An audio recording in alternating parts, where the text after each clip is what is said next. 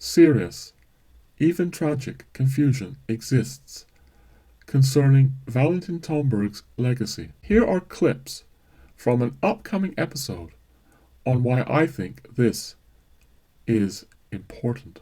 Tomberg changed.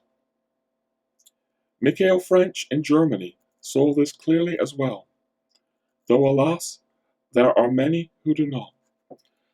And here, ladies and gentlemen, I'm really entering into some of the processes behind why I'm doing this video, and I fear that I will sound too harsh or too critical to certain people.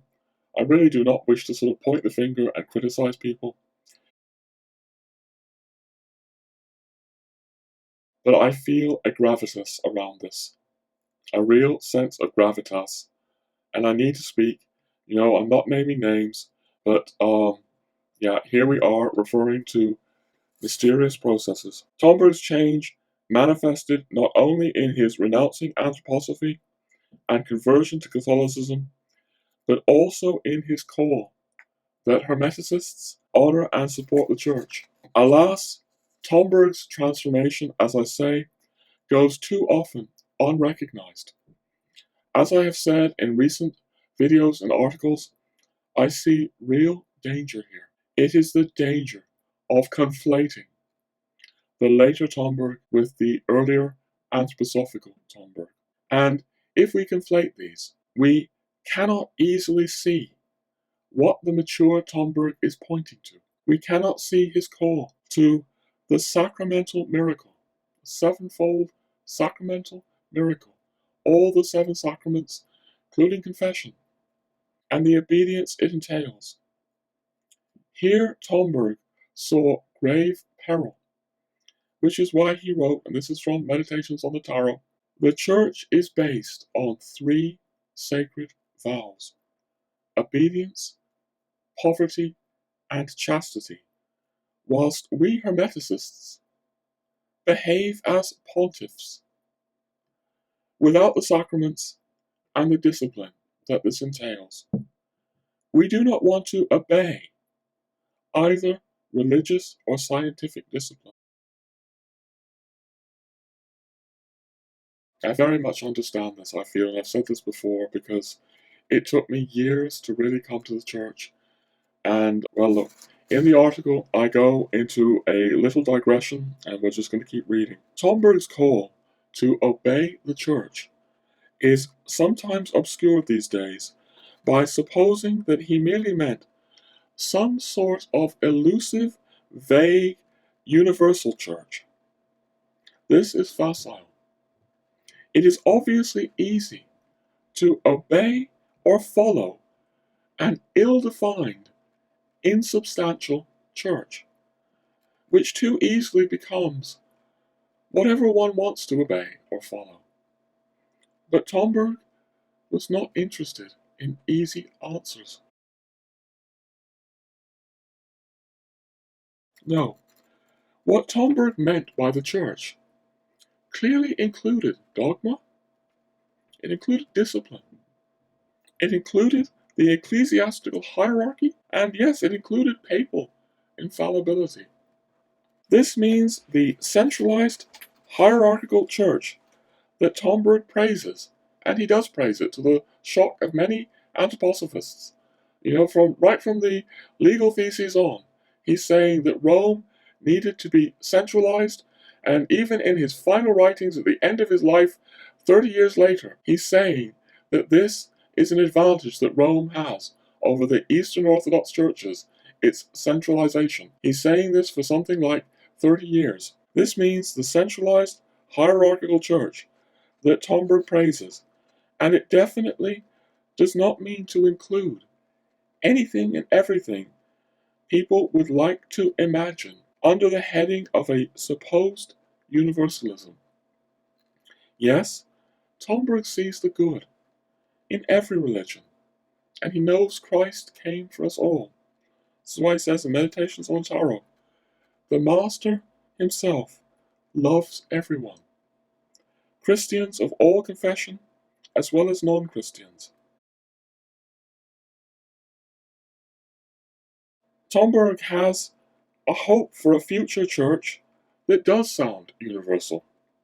He speaks about, in the future, the sacraments as universal operations, destined to serve the whole of mankind, the sacraments of the church for the whole of mankind, and transcending space and time, i.e., the seven sacraments of the universal church.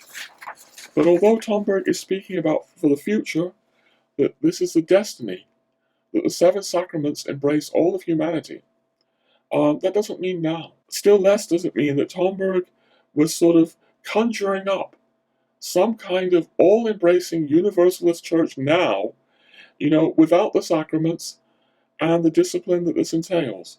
So again, I'm quoting where he, criticizes Hermeticists without the sacrament and the discipline that these sacraments entail. No, Tomberg repeatedly called for the seven sacraments, very much including confession of our sins, ecclesiastical discipline, and he repeatedly criticizes those who forgo such. So, for example, he writes of the Protestants who have separated themselves from the stream of living tradition, the church. I think it's the last episode I asked, why does he put things in there? Is he just trying to gratuitously insult Protestants? No, I don't think so. Tomberg is making clear that what the church is for him, the Protestants have separated themselves from this, and for him, it's very tragic. And right there, in lines that he leaves, you can see that he's not, conjuring up some universal church that can be whatever we imagine it to be, that we can all follow, which is a sort of, I have to say, very new agey kind of conception. I'm not enjoying going into this, but I feel like there's something very, very gravely at stake here.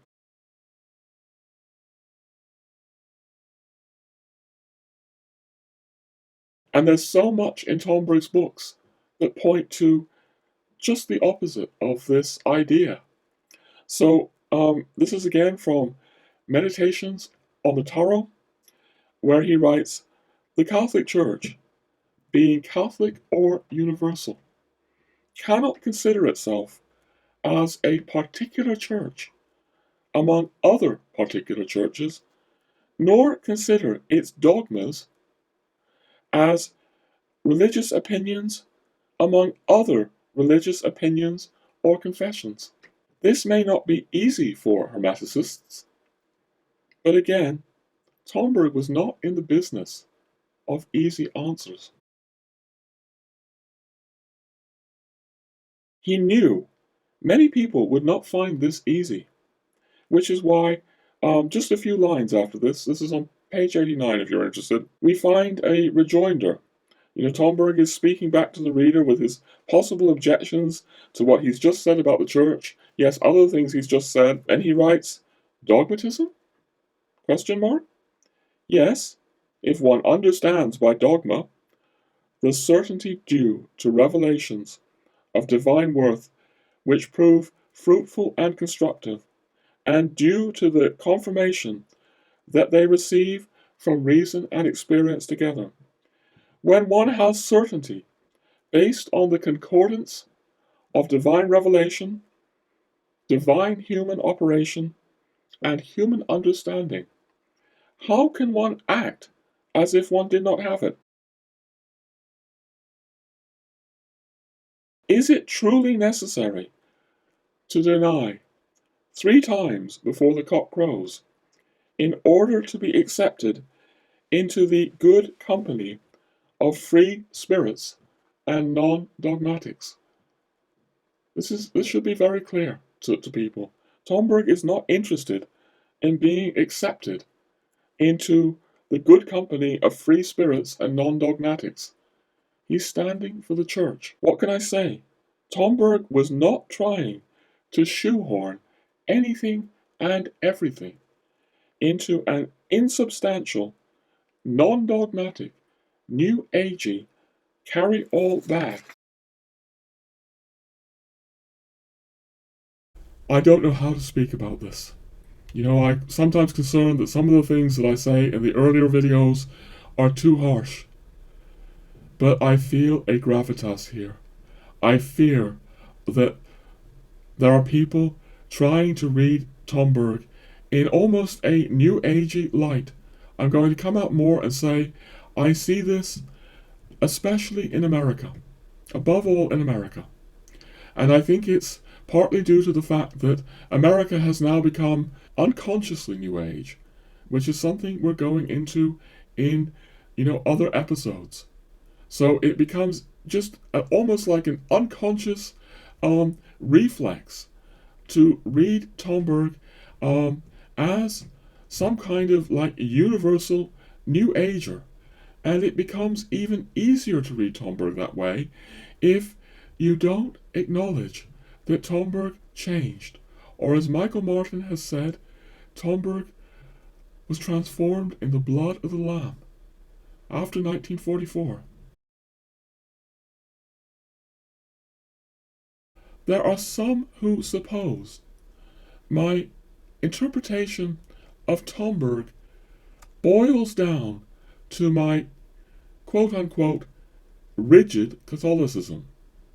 The truth is, I only adopted quote-unquote rigid Catholicism because Tomberg led me to it. After figuratively kicking and screaming for years on end, because once I wanted a New Agey universal church myself, but I could no longer ignore the very texts that other people do seem to ignore. And that fact, yes, along with life-transforming experiences in France, dictated my becoming, in inverted commas, rigid. We go into this in earlier episodes, particularly episode 35, where I also speak not just about Tomberg's influence, but my life-transforming experiences in France. But one doesn't even need to have these experiences. I was kicking and screaming, as I say, against this for years. Because I, believed in free spirits and non-dogmatics because I was one myself. Problems arise then from unconscious modern reflexes and also confusing Tomberg's early work with his late Catholic thinking. The preceding clips all come from my upcoming episode 39, but I close now with a more unusual earlier clip from episode 34, which speaks to how deeply the later Catholic Tomberg regretted his early anthroposophical work. We have something that I didn't expect now, because I had an ending filmed, in the can, so to speak, and yet I woke up in the night. I went to bed last night, and I woke up with something that feels like it might belong here. And that's rather strange because, normally I would want to wait weeks or months or even years before saying such a thing. But I think it's all right to raise it just as a question. That question is, did Valentin Tomberg come to see his anthroposophical works as a detour? And the reason I say that is, we've heard earlier in the episode how Tomberg, growing up as a Lutheran Protestant in St. Petersburg, how his mother brought him to the sacraments, at least as a witness, of the Russian Orthodox Church, even the Catholic Church. And he has this, joy in the, liturgy of the church as a young man. But then he goes on to his anthroposophy, where he does criticize the church. I mean, never as severely as Steiner did. And as I was with these thoughts that came in the night, I came back to a passage from Tomberg's correspondence from 1967. and it's featured in the biography co-written by Dr. French here. It's on page 475 for anyone who's interested. And we are going to just feature something very striking that Tomberg says. He's speaking about his anthroposophical studies, and he says that he wants to explain his regret for having written them, or rather for having made an attempt similar to Julian the Apostate, to try to bring back to life or revive something that was dying. He means, Steiner's spiritual science or anthroposophy. This is, to my mind, very striking, ladies and gentlemen. Obviously, it doesn't reflect highly on what he thought of Steiner's project of spiritual science, not Steiner himself. He continues to revere Rudolf Steiner in many ways, but Steiner's project he sees as dying. And he regrets trying to revive it. But there's more to it than that. The comparison with Julian the Apostate. If you don't know, Julian the Apostate was the Roman emperor who had been brought up in the church, brought up as a Christian. Tomberg was brought up, in this liturgical way in Russia. And Julian the Apostate renounces his Christianity, and he tries to bring the Roman Empire back to paganism or Hellenism, even persecuting Christians in the process. And for Tomberg to compare his anthroposophical efforts, to Julian the Apostate, well, it's a very sharp image, isn't it? I mean, I brought up sharp images already in this video, like Tomberg speaking about Hermeticists separated from the church as parasites.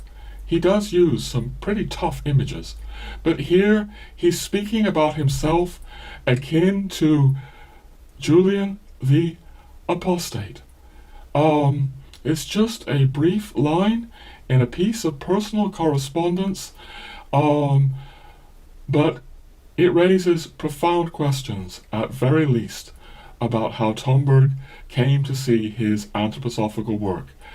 And what I'm really saying here is that, yes, after his anthroposophical work, Tomberg, fully enters the church, the Catholic Church.